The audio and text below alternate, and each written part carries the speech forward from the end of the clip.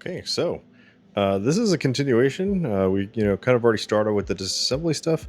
As you saw in the last video, we took some time working on that clutch side and kind of working on getting it ready to switch on over to the other side. So this video is us exploring, looking at the stator side of the things and seeing what we need to do in order to start kind of taking these things apart. What I will tell you is that it ends up resulting in me having to get some more tools and then really having to try to really figure out how best to be able to take this thing apart. The goal is to be able to do it as minimally as possible, but unfortunately sometimes you end up running into situations where you don't really have a choice but to get very specific manufacturer's tools, which is kind of what we ended up having to do, unfortunately. So there's more specifically a socket, which technically you probably could buy a socket and use that socket to just modify it and grind it down in a way that works. But unfortunately, it did require us to wait. So you're going to see the start of the video. Then there's going to be a gap. And that gap is a pretty long gap. It's like, I don't know, at least 10 days or something like that while I was waiting on parts to come in. So, let's just say it was a lot longer than I thought it would. So, that being said, we're going to roll into it and we're going to see just how much of a pain it is to start taking this thing apart. Back at it. So it seems that I can actually disassemble a lot less than I thought I would need to. When I was looking online and looking at the manual, it seems that pretty minimal disassembly required of the other side. So pretty happy about that.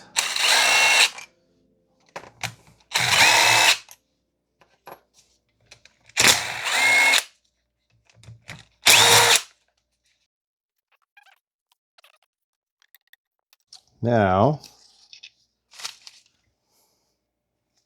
this made it online made it seem like this just pops out.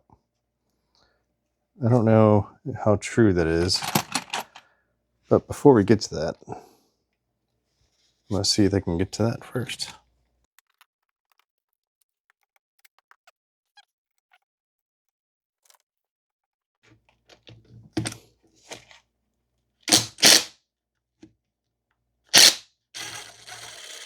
All right, that did it.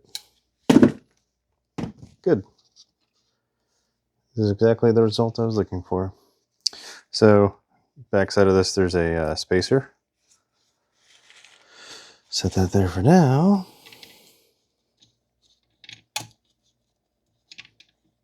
Okay. Now we just have this and a couple other things. This has got to come out, and there's a bolt here. Online it said, well, the manual said there's a special tool for that, but I don't know what kind of special tools required for that. I mean, it honestly just looks like a socket.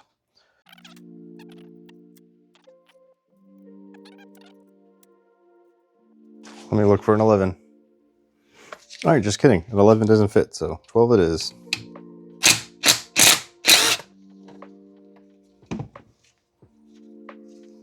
Is that magnetic? Nope. It's just the rod that it rotates on. Put those together. Okay. So really, I just got this gear that needs to come out. I wonder if I can do what I did earlier.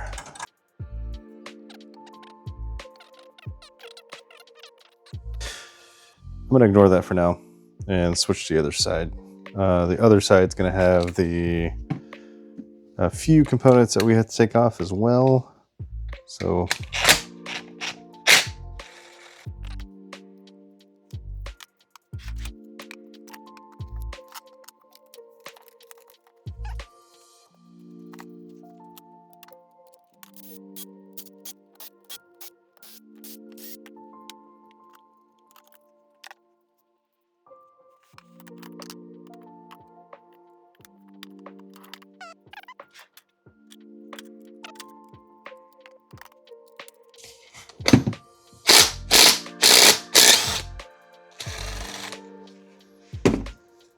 Easy. Okay. Getting that out. Let's look at that in a second. All right, well, it just so happens that I have this tool. So this is a 902.29.009.000, and this was given to me by a friend of mine. So we're gonna put it to good use today. So it might be a little bit difficult for you guys to see. I'm gonna angle this so you guys can actually see what's happening here, okay?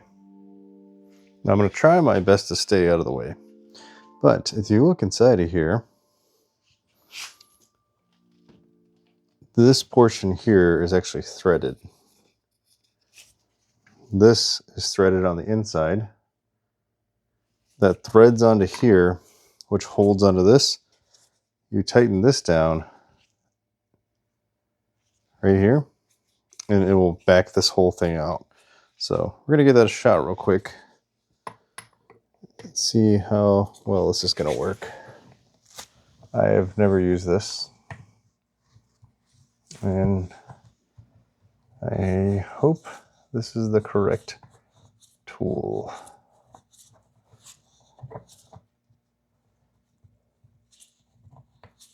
Come on.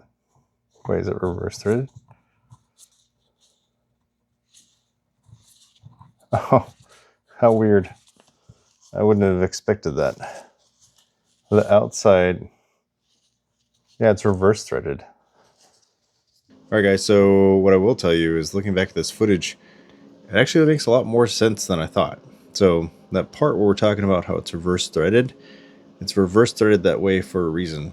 And it didn't dawn on me until looking at it. And the whole reason why, and you're going to see me really struggle with dealing with how to remove this thing altogether. And that's because I probably wasn't really thinking it fully through. And I say that because if you notice at the end of that tool, there's a hex that's already built into it. It's designed that way to use as a hold. So because it's reverse threaded, I really should have just put a wrench on there to hold that tool in place. And then I could have used that center shaft portion, which is supposed to pull the magnet away from the body itself, right?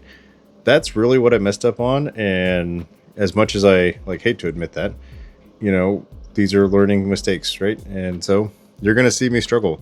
And I'm not really sure why until it dawns on me until the very end exactly what's going on. But even then, at the end of this video, I don't even realize about the use of that the hex on the end of that tool until literally just now when I'm working on the video. So if you do end up with that tool, that's what it's for. Use the hex. Then more importantly, you're going to see a little bit later on, be smart about how you actually use it. It's technically supposed to come with a little cap that goes in the back of the side of the crank, which I actually don't have. So I ended up using a bolt, and then I realized I needed to use a smaller bolt. So there you go. There's a quick explanation as to me making a mistake that cost me some time. So learn from my mistake. What a weird thing to do on a part that doesn't have anything tightened on it. Doesn't make any sense, but okay. Cool, I guess.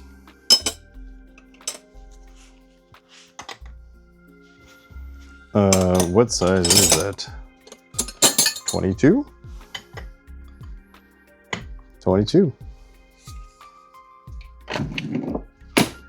Just gonna tighten this up. We want maximum thread contacting on this. Okay. This looks like a 24 on the outside. So now we're just gonna thread this in. And what should happen is we should see this start to back out. Ooh. Okay. This might be a bit of a pain here.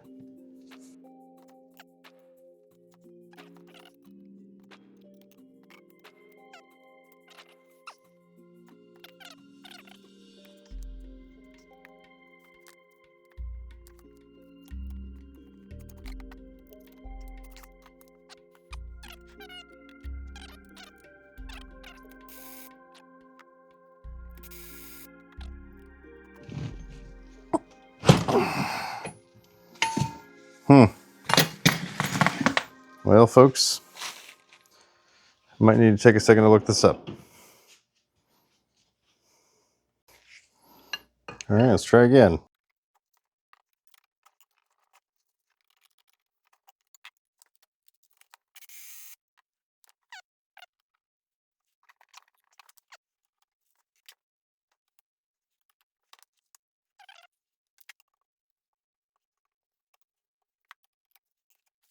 I don't understand.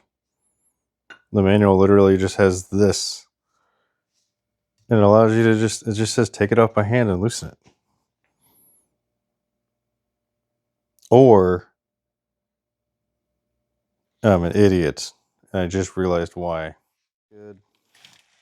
I put this bolt in here to kind of help. Now that I think about it though,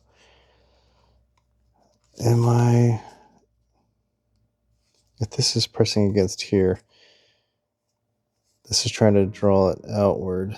This bolt is likely what's causing the problem. All right, one more time, but let me look at this one more time. Hold on. All right, well, editing Chris here, and seem to have run into a little bit of a problem. So at the tail end of what you probably just saw was me just basically trying to figure out exactly what was going on. Now, you can probably kind of see that I'm piecing it together, and what's really happening is I'm kind of fighting against myself towards the end there. With the special tool, there's actually supposed to be another special tool that essentially goes into the end of the crank itself. And so what was actually happening was that I originally was using a bolt in that place, which is fine because you can press off of a bolt no problem. The problem is the bolt that I was using was actually too long, or not too long, it was too wide. And so because it was too wide, it was pressing against the sides of the gear itself at the same time that it was pressing against the snout of the crank. Normally that wouldn't be a problem, except for the fact that I'm trying to remove that crank or the gear. And so if the gear is being pushed on with equal force, it's not going to move anywhere, right? So towards the end, you can kind of see that realization of what is exactly going on during that time point. To save you a little bit, since considering I don't have that footage anymore for some reason, I'm not sure what happened to it. What I ended up doing was I found a smaller bolt. I actually put it in place. And then from there, I was able to very easily remove it from the actual crank itself. So another side note, those bolts that I removed absolutely wasn't needed. I could have kept those bolts on there. In fact, I ended up having to go back afterwards, realign the bolts because they had shifted a little bit, and then bolted them back in place. So absolutely no reason to remove those Allen head bolts. Okay, so keep those on there. Now, what you're seeing next after this is basically me picking up and continuing on immediately after that, right? I'd taken some time to kind of really think about it, and then I said, you know what? Let's tackle this, give it some time to really kind of make sure I'm not damaging anything. And now we're picking up kind of the next day where we're, continuing the tear down of that right-hand side. So that's it. We'll keep moving to the next video.